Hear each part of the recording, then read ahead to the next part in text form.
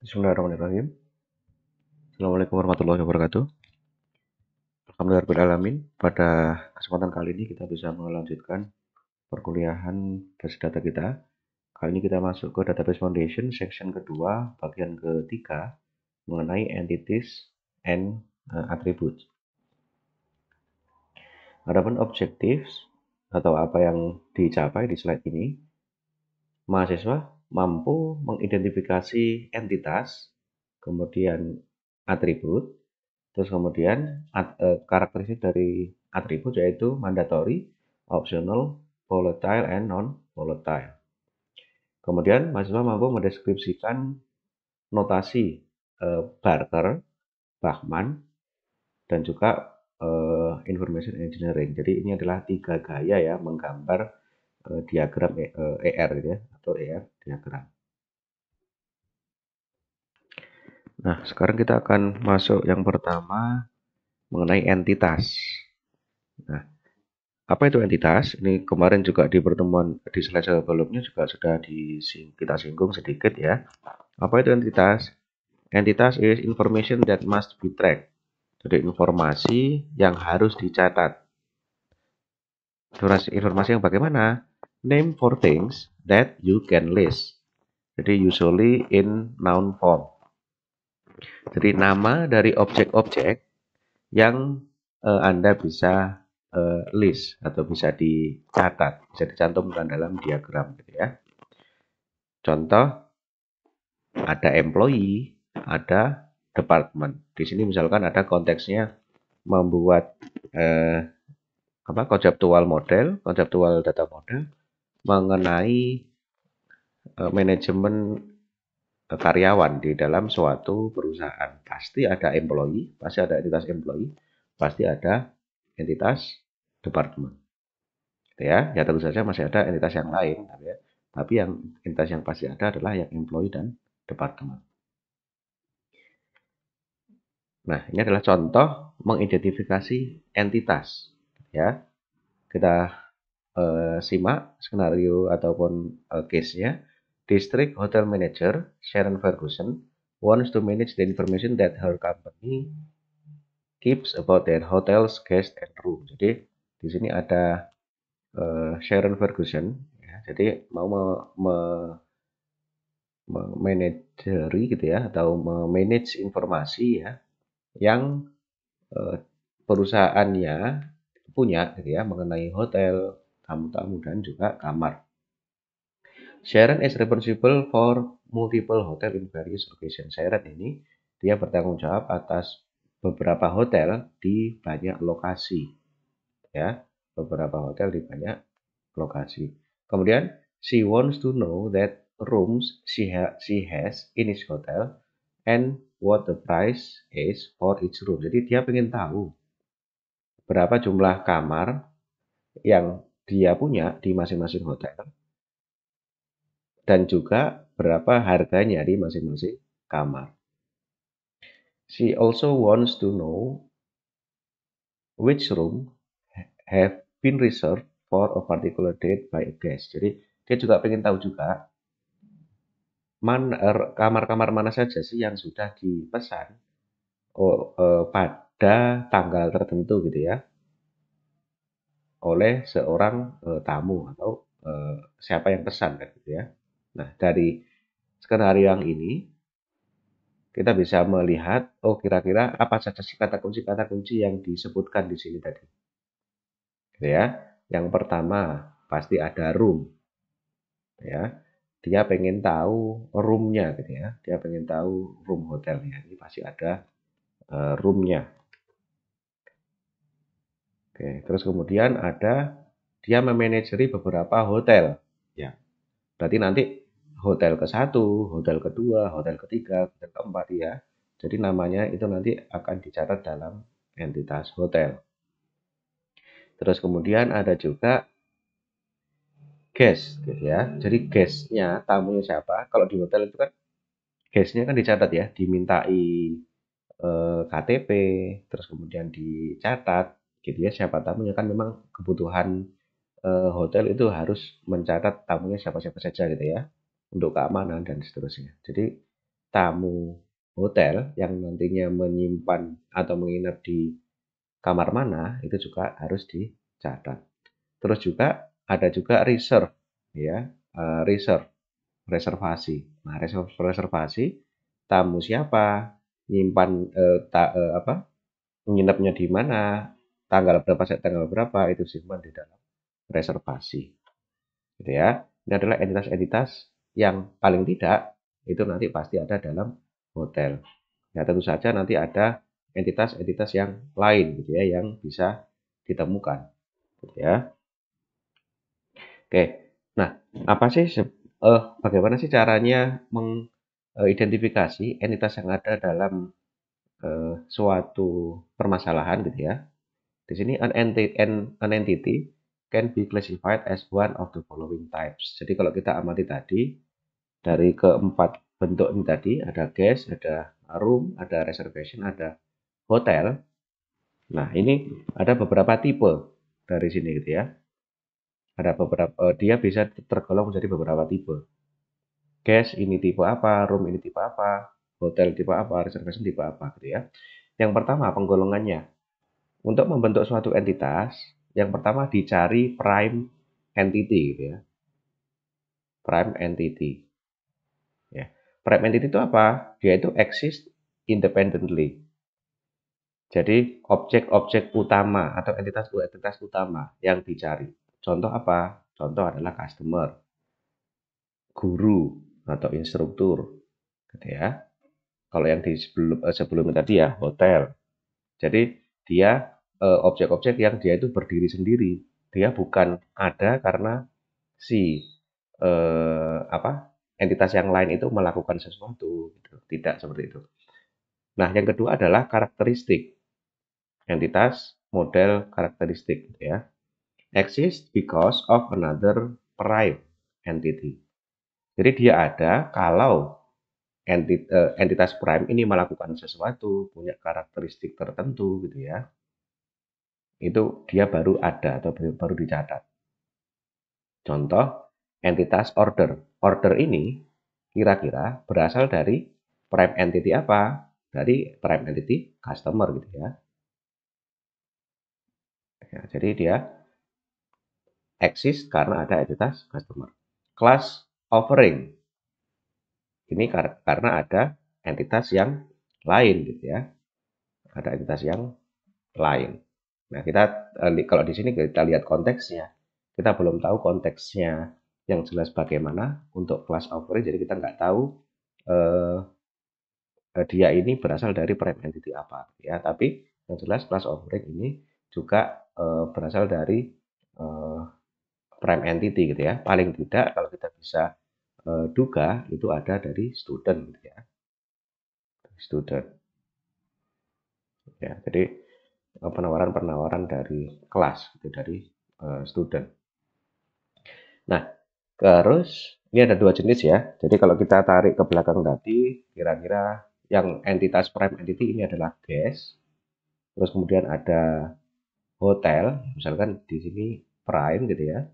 Di hotel juga prime, room juga prime. Nah, yang berasal dari karakteristik ya, ini adalah bisa jadi reservation ya. Bisa jadi reservation ini karakteristik atau dia juga nanti bisa intersection gitu ya. Nantinya juga bisa intersection. Nah, intersection itu apa? Intersection entity ini exist because of two or more entity. Jadi dia misalkan di sini ada entitas, saya gambar entitasnya nggak usah rounded di pojoknya ya, kayak gini aja. Di sini ada relasi misalkan, saya gambar gini dulu ya. Ini misalkan ada entitas, ini ada entitas, ini relasi. Nah, di tengah-tengah ini ada intersection entity ya, ada intersection entity. Ya, jadi intersection entity ini exist because of two or more entity. Jadi paling tidak ada dua entitas yang menyebabkan adanya intersection entity. Contoh ada order item. order item ya. Order item ini berasal dari di sini customer, di sini ada item ya. Satu customer bisa membeli banyak item ya. Kalau orang belanja kan nggak mungkin atau nggak harus beli cuma satu ya. Jadi satu customer bisa membeli banyak item. Satu item bisa dibeli oleh banyak customer. Misalkan ada sabun ID-nya 00 sorry, ID-nya 001 gitu ya. 001 name-nya soap gitu ya.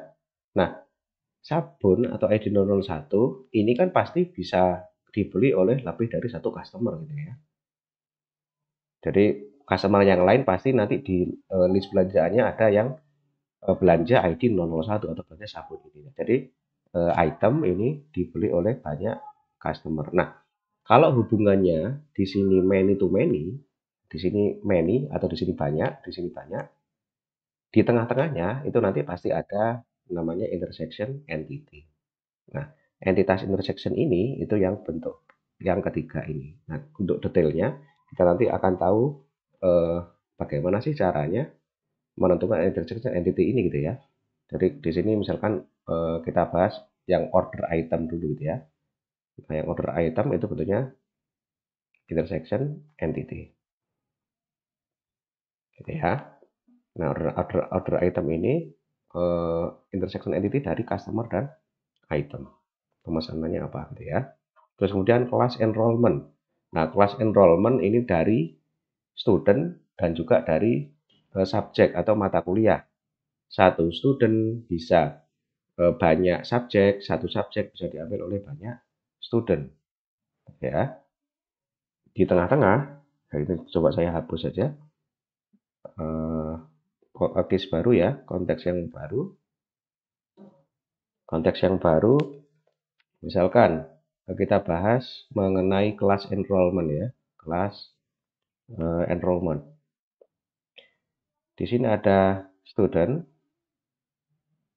di sini ada subjek. Satu student bisa banyak subjek, ya kan? Kalau sekali semester, satu semester kan ambilnya bisa banyak mata kuliah ya. Satu mata kuliah bisa terdiri dari banyak student. Jadi ada banyak student yang mengambil suatu mata kuliah. Karena di sini banyak, di sini many to many, bentuknya kedua sisi ini ceker ayam gitu ya. Nah, di tengah-tengahnya itu nanti ada intersection entity, gitu ya. Di sini disebut kelas enrollment, gitu ya. Contoh kelas enrollment, ya.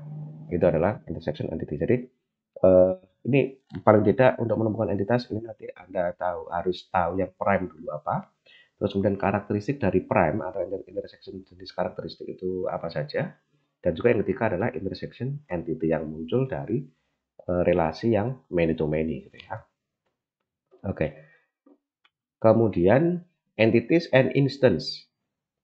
Entities contain instance. Jadi suatu entitas itu terdiri dari instance atau uh, record gitu ya. An entity instance is a single occurrence of an entity. Bukan record ya, jadi instance ini kejadian tunggal dari suatu entitas. Ya, entities represent a set of instances that are of interest to a particular business. Ya, jadi kita bahas dulu yang instant dulu. Jadi suatu entitas, ini kan job, ini kan entity gitu ya. Job ini entity. Jadi an entity instance is a single occurrence of an entity. Jadi job ini bisa nilainya apa sih? Record atau fieldnya apa? Bisa diisi apa? Bisa violinist, ada clerk, ada financial, ada controller, ada accountant, ada waitress, teacher, manager gitu ya. Nah, single occurrence of an entity ini namanya instance. Ini juga sama juga yang lainnya gitu ya, di instance. Oke, entities represent a set of instances that are of interest to a particular business. Jadi entity ini pasti terdiri dari banyak ya, atau a set of instance. Jadi terdiri dari banyak kejadian. Jadi banyak instance gitu ya. Jadi job ini opsinya atau isian job itu bisa diisi apa saja sih? Ada variable list dan lain gitu ya. Nah, contoh di sini ada entity person. Ada entity person. Instance-nya apa? Ada John Smith, ada Will Smith gitu ya. Jadi apa saja yang bisa diisi oleh person. Nah, seseorang itu kira-kira instansinya apa gitu ya. Ya namanya orang siapa gitu ya. Kemudian entitas produk. Entitas produk bisa diisi 2,5 kali 35 mm copper nail.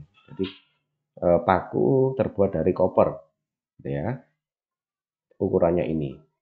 Ini entitas produk. Bisa diisi apalagi yang lain ya. Mungkin ada baut, ada skrup gitu ya. Bisa diisi yang lain juga. Kemudian product type, tipe produk. Nah, kalau yang nail ini tadi, tipe produknya adalah nail, tipenya paku. Gitu ya. Ada juga nanti mungkin tipenya ya baut gitu ya. Ada tipe-tipe yang lain. Kemudian job, ya instansinya adalah violinist. Ya, job yang lain misalkan apa ya seperti yang di atas gitu ya, ada clerk dan seterusnya. Oke. Nah, ini adalah project yang nantinya insya Allah akan kita bahas ya. Kemudian selanjutnya ada setelah kita bahas mengenai entitas ada atribut. Attributes describe entities and are the specific information that must be known. It is a single valued property detail of an entity. Jadi atribut adalah detail atau properti milik dari entitas. Misalkan di sini ada entitas, misalkan ada entity gitu ya, person ya, atau employee gitu ya, employee. Nah, si employee ini punya apa? Punya atribut yang pasti dimiliki apa saja? Pasti dia punya address, pasti dia punya age, pasti dia punya name, pasti dia punya phone number. Ya. Nah, ini namanya atribut. Ya, ini juga atribut, ini juga. Ini adalah atribut. Oke. Nah, karakteristik dari atribut apa saja? Attributes are shown within the entity box on the ARD. Jadi atribut ditunjukkan atau ditulis di dalam kotak entitas. Jadi entitas tadi kan bentuknya kotak. Di dalamnya ditulis atribut-atributnya. Ya. Attribute names are singular and a mixed case or lowercase. Jadi attribute names ini singular, jadi tidak ada S-nya di belakangnya. Dan bisa mixed case, kombinasi huruf besar huruf kecil dan juga atau lowercase atau huruf kecil semua gitu ya. In most cases, the name of the attribute should not include the entity's name. Jadi di banyak kasus nama dari atribut jangan dibuat ada nama entitasnya gitu ya. Because attributes are qualified with the entity name. Karena atribut itu sebenarnya sudah tergambar kalau ada di dalam entitas itu ya pasti dia atributnya si entitas tersebut gitu ya. Jadi kalau sudah digambar itu di atribut di dalam entitas ya nggak usah ditulis nama entitasnya lagi gitu ya. Sudah jelas bahwa dia itu atribut dari entitas tersebut. Kemudian attributes are classified as one of the following. Jadi atribut itu bisa dikategorikan menjadi atribut yang mandatori, disimbolkan dengan ini ya, dari asterisk ini. Kemudian ada juga optional yang disimbolkan dengan O atau lingkaran ya, dari lingkaran. Nah, mandatory ini nulls are not allowed, optional ini nulls are allowed. Jadi boleh kosong dan tidak boleh kosong gitu ya. Jadi kalau mandatory tidak boleh null atau tidak boleh dikosongi kolomnya. Kalau opsional itu boleh dikosongi kolomnya. Kita nanti akan lihat contohnya setelah ini ya. Kemudian karakteristik dari atribut yang lain. Ada atribut yang volatile dan atribut non-volatile. Volatile attribute are unstable attribute. Jadi lihat kata kuncinya, unstable. Contohnya adalah age. Kita bandingkan dulu dengan yang bawah. Kalau atribut yang non-volatile, ini atribut are stable. Ya, di atribut are stable attribute. Jadi dia stabil. Contoh adalah birth date. Nah, maksudnya unstable dan stable itu seperti apa? Contoh, misalkan kita mau mencatat karakteristik atau record-record yang ada dalam mahasiswa baru, gitu ya. Mahasiswa baru itu pasti punya nama, name, alamat dan seterusnya, ya. Ini kita pakai yang konteks ini saja, employee ya. Kita mau catat karyawan, ya. Jadi misalkan ini adalah entitasnya employee, kita mau catat karyawan. Karyawan dia punya atribut ID, dia pasti punya first name, dia punya middle name. Tapi di sini dipilih antara dua ini, dia kan sebenarnya bisa mencatat age-nya berapa, gitu ya. Misalkan di sini ada age, sebenarnya dia bisa memasukkan atribut age-nya berapa, tapi di sini dipilih yang date of birth. Kenapa? Karena di sini adalah sebisa mungkin kalau ada dua pilihan ini, gitu ya, dua pilihan atribut yang mau dicatat, ya, ini pilih yang non volatile atau yang lebih stabil, gitu ya. Maksudnya stabil bagaimana? Umur, ya, umur seseorang itu kan setiap tahun akan bertambah kan, gitu ya. Jadi misalkan tahun 2020 umurnya berapa, 2021 umurnya berapa. Nah, nanti kalau kita memasukkan tabel yang ada angka umurnya, itu kan nanti tiap tahun harus diupdate kan, gitu ya. Tiap tahun harus diupdate. Nah, ini namanya tidak stabil atau unstable. Susah kalau kita memasukkan yang atribut age, gitu ya, atribut age.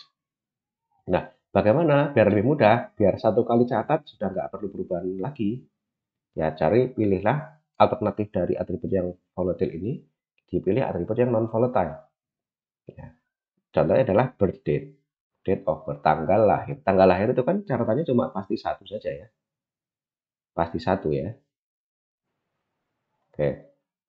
Nah, karena apa? Dari tanggal lahir ini kita bisa mengukur umurnya dia berapa dari query ya. Jadi nantinya di query SQL ya, itu kita bisa tahu umurnya dia itu current date ya, dari tanggal sekarang dikurangi birth, gitu ya. Jadi dikurangi birth. Itu kita otomatis bisa tahu secara sintaks umurnya dia berapa. Jadi yang dicatat yang atribut-atribut yang non volatile saja, gitu ya, yang dicatat. Yang age ini nggak usah, ya. Oke, itulah kenapa yang dicantumkan di sini adalah yang date of birth. Cari yang non volatile atribut, ya. Nah, nanti Anda juga bisa membayangkan kira-kira case-nya seperti apa sih pencatatan atribut-atribut yang volatile dan non volatile selain tentang age ini, gitu ya. Selain tentang age mungkin eh, semester, ya, semester. Jadi yang dicatat bukan semester berapa di record mahasiswa, tapi tahun masuknya kapan, gitu ya. Jadi kalau tahun masuk itu non volatile, kalau semester berapa itu kan setiap tahun pasti berubah semesternya dia, gitu ya. Jadi itu salah satu contoh yang lain. Dan silakan dicari kira-kira contoh lain itu seperti apa. Kemudian ya ini adalah project selanjutnya yang akan kita bahas di kesempatan terpisah. Kemudian, nah ini penjelasan dari karakteristik atribut yang tadi. Ada mandatory, ada optional atribut. Mandatory atribut must have value. Jadi di sini harus ada nilai, harus diisi nilai nanti di tabelnya. Tidak boleh kosong. Kalau optional attribute may not have a value and can be blank. Jadi dia bisa jadi kosong, ya, bisa jadi kosong. Nah, kita lihat di contohnya. Employee atau di tabel ini employee ID harus dicatat karena dia unik, ya, karena dia unik. Unique ID kan ya. Jadi harus ada simbolnya adalah bintang kan gitu ya. First name juga harus ada ya, untuk ya recordnya supaya ada namanya kan gitu ya. Ada namanya. Kemudian middle name. Middle name ini bisa diisi, bisa tidak karena simbolnya ini. Ya. Kenapa? Mungkin bisa jadi orang itu dia bisa jadi nggak punya middle name. Atau dia tidak bersedia memberikan middle name-nya siapa. Yang hanya bersedia, yang dia bersedia itu hanya memberikan first name-nya saja. Gitu ya. Itu juga bisa terjadi. Terus, date of birth. Nah, date of birth kan semua orang punya gitu ya. Kenapa kok dia nggak mandatory? Nah, yang dimaksud di sini mandatory atau opsional ini adalah kita harus lihat rule-nya dulu. Rule atau konteks di web. Contoh misalkan di konteks di real ya, bukan di web. Webnya adalah saya ambil sebagai contoh ya. Jadi misalkan di website mengisi registration form gitu ya, kita pasti disuruh memasukkan ID-nya atau username-nya siapa. Terus kemudian first name-nya siapa, nama Anda siapa. Itu required atau mandatory. Terus kemudian nama tengah kalau Anda punya ya bisa diisi. Kalau tidak ya tidak perlu. Atau kalau Anda tidak bersedia ya nggak perlu diisi. Terus kemudian date of birth. Kalau Anda bersedia ngisi data tanggal lahirnya, ya Anda isi. Tapi kalau tidak bersedia ya, tidak usah diisi juga, formnya tetap bisa dilanjutkan. Nah, ini yang non-required gitu ya, yang date of birth ini yang boleh diisi, boleh tidak. Ya, bentuknya yang seperti itu gitu ya. Jadi bukan berarti orang itu nggak punya eh, apa date of birth ya karena mungkin dia nggak bersedia gitu ya. Dan di formnya itu memungkinkan untuk date of birth ini tidak diisi. Nah, itu adalah yang opsional gitu ya, opsional atribut. Jadi ingat, simbolnya opsional itu lingkaran, yang mandatory simbolnya adalah bintang. Ya, mandatory harus ada value-nya, kalau opsional boleh kosong. Kemudian kriteria yang lain adalah single attribute dan composite attribute. Single or atomic attribute are attributes that cannot be divided into subpart. Jadi tidak bisa dibagi lagi menjadi atribut-atribut yang lebih kecil. Composite attribute are attributes that can be divided into smaller subparts that represent basic attributes with independent meaning of their own. Jadi atribut komposit ini bisa dibagi lagi menjadi sub-sub atribut. Ya, tapi ciri-cirinya adalah masing-masing sub atribut tersebut punya meaning yang independen. Jadi dia punya arti sendiri gitu ya. Dia punya arti sendiri. Maksudnya bagaimana? Kita lihat yang single attribute dulu. Employee ID ini pasti single attribute. Kalau seseorang sudah dikasih ID 001 ya, ID-nya dia satu ini saja. Misalkan nanti ada 002 ya, ini satu ini saja ya, 002 saja. Nah, kalau yang composite attribute, seseorang itu ketika ditanya namanya siapa, itu bisa yang dia sebutkan adalah first name-nya, ada middle name-nya, atau ada last name-nya. Dan masing-masing first name, middle name, dan last name ini independen ya. Ini independen. Meaning-nya adalah independen. Jadi artinya apa? First name-nya dia, middle name-nya dia, last name-nya dia, ini dia punya ya penting untuk dicatat gitu ya. penting untuk dicatat. Dia punya makna yang sendiri-sendiri gitu ya, makna yang berbeda-beda gitu ya, yang menyusun nama lengkapnya dia gitu ya, menyusun nama lengkapnya dia.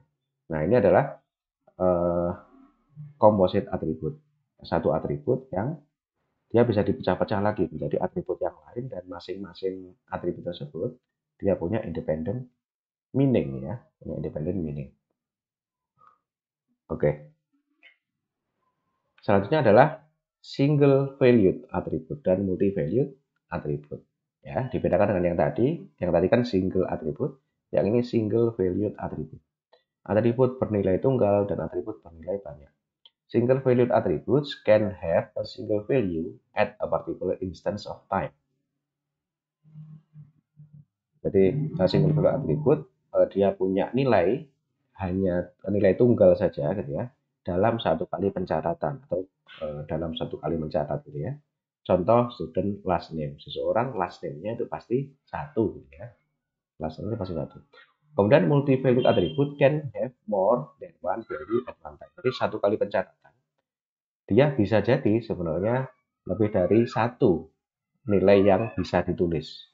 Contoh alamat. Nah, bagaimana kok contohnya alamat? Nah, kita lihat dulu di sini. Ada employee, ada atribut last name. Last name-nya si employee itu pasti ada single valued ya. Jadi pasti single valued. Ya, pasti single valued. Kalau last name-nya siapa ya pasti itu saja. Nggak ada alternatif yang lain ya untuk last name-nya. Nah, kalau address ini dia bisa jadi multi valued attribute. Karena seseorang itu alamatnya bisa jadi lebih dari satu. Ya, alamatnya domisili di Malang atau alamat asli KTP, misalkan dia nggak dari Malang gitu ya. Jadi sekali tulis pada saat mencatat record itu address-nya sebenarnya ada alternatif yang lain selain alamat yang di Malang misalkan. Itu namanya multi value attribute. Oke. Selanjutnya, nah ini ada project eh, yang akan dibahas di pertemuan terpisah. Nah, kemudian selanjutnya ada beberapa notasi yang sebenarnya nanti akan diarahkan ke sebenarnya kita mau pakai notasi yang ini gitu ya. Jadi ditampilkan dulu alternatif-alternatifnya, terus nanti kita pilih yang ini gitu ya. Nah, yang pertama diperkenalkan adalah Barker Notation. Rules for Driving Entities, jadi aturan-aturan dalam notasi Barker. Ya. Aturannya adalah an entity is represented as a round corner rectangle. Jadi di sini ada kotak yang ininya round gitu ya. Jadi round. Ya. Kemudian an entity must be named and the name must be placed inside the entity in the upper left corner. Jadi di sini di pojok kiri atas ya, ini ada nama entitas. The entity name should be in uppercase. Jadi uppercase harus huruf besar. Ya, harus huruf besar semua. Kemudian the entity name should be in singular. Jadi nama entitas harus singular. Di belakangnya nggak ada S-nya. Tidak ada S-nya. Ya, tidak plural. Kemudian di atribut, oh ini yang kedua adalah atribut ya. The attribute must be written so that everyone, not just developer, can understand them. Jadi penamaan atributnya harus jelas. Contoh ID, first name, last name, date of birth, telepon number. Jelas gitu ya. Orang yang baca itu harus jelas. Nggak boleh pakai kode-kode. Oke. Kemudian attribute must be written with the first letter of each word in uppercase and the rest in lowercase. Jadi huruf pertama setiap kata besar dan selanjutnya lowercase. Jadi first name ya berarti F-nya besar, name-nya besar. Oke. A symbol representing the type of attribute should be placed next to each attribute. Jadi simbol dari atribut baik itu UID, mandatory atau opsionalnya itu harus ditaruh dekat dengan masing-masing atribut. Oke. Kemudian relationship di Barker notation. A relationship can exist between a maximum of two entities. Jadi relationship itu pasti menghubungkan antara maksimal 2 entitas, ya. Jadi satu relationship itu menghubungkan maksimal 2 entitas. Nggak bisa nanti misalkan di sini bentuknya ada entitas yang lain, terus dari relasi ini langsung nyambung ke sana, itu nggak bisa. Oke, oke.